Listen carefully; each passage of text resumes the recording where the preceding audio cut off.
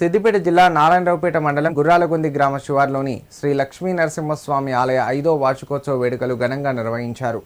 ఈ సందర్భంగా స్వామివారి కళ్యాణాన్ని అంగరంగ వైభవంగా నిర్వహించినట్లు సర్పంచ్ స్వప్న హరీష్ తెలిపారు. ప్రతి సంవత్సరం ఈ వార్షికోత్సవ వేడుకలను విశేషంగా నిర్వహిస్తున్నామని, గ్రామంతో పాటు పరిసర ప్రాంతాల ప్రజలు సుభిక్షంగా ఉండాలని లక్ష్మీ నరసింహస్వామి వారిని ప్రార్థించినట్లు చెప్పారు.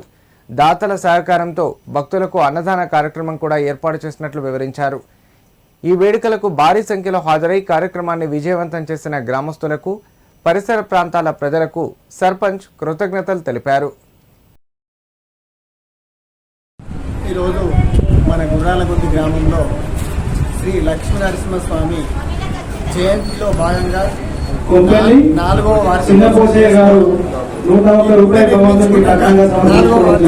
చేసుకోవడం జరుగుతుంది. కాబట్టి గ్రామంలో ఉన్నటువంటి భక్తులందరూ అశేష జనావాహిని కూడా లక్ష్మీ నరసింహస్వామిని దర్శించుకొని ఆ స్వామివారి కృపకు పాత్రులైనారు.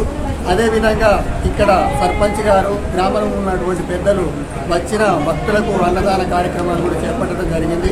ఇక్కడ లక్ష్మీ నరసింహస్వామి ఆశీస్సులు ఈ గుర్రాలగొంది గ్రామమే కాదు, మన నారాయణరావుపేట మండలంలో ఉన్నటువంటి అన్ని గ్రామాలకు వారి అండదండాలు ఉండాలి, వారికి అనుసూపులు ఉండాలని ఆ భగవంతుని వేడుకుంటున్నాం. జయంతి సందర్భంగా ఈరోజు గుర్రాలగొంది స్వయంభూ లక్ష్మీ నరసింహస్వామి ఆలయంలో జయంతి ఉత్సవం జరపడం జరిగింది.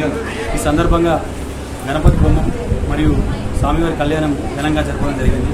ఇక్కడ మా గ్రామంలో పురాతన ఆలయాన్ని మళ్ళీ పునర్నిర్మించి 4 సంవత్సరాలు పూర్తి 5వ సంవత్సరంలో మేము అడుగుపెట్టినాము.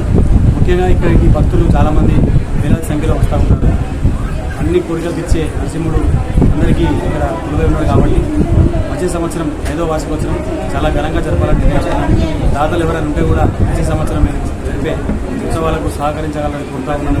ముఖ్యంగా ఇక్కడ నవగ్రహాలు కూడా ఏర్పాటు చేయడానికి మేము గ్రామస్తులంతా కలిసి నిర్ణయం తీసుకున్నాం. కాబట్టి దాతలు ఎవరైనా ఉంటే కూడా ఈ ఆలయానికి మీరు చందాలు ఇవ్వచ్చని